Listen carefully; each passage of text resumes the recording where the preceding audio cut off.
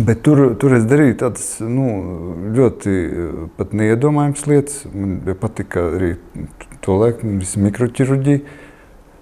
Man bija viens tāds ļoti neaizmirstams dviņu pāris. Un tas viens aplēja to otru ar lielu daudzumu karsta ūdens. Kaut ko viņš norāva no galda.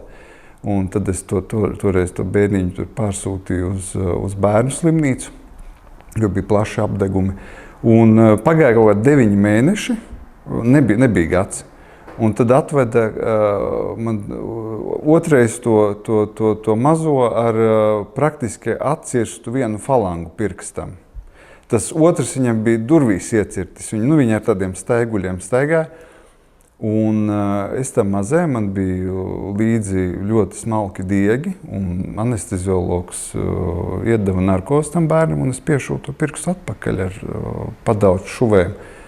Un viss ar to pirkstu bija labi. Neoficiāli esmu bijis arī traumatologs. Jā, šodien droši vien, ka jau mūsdienās to grūti iedomāties, ka tas var notikt, bet jā, tas manā karjerā arī ir bijis.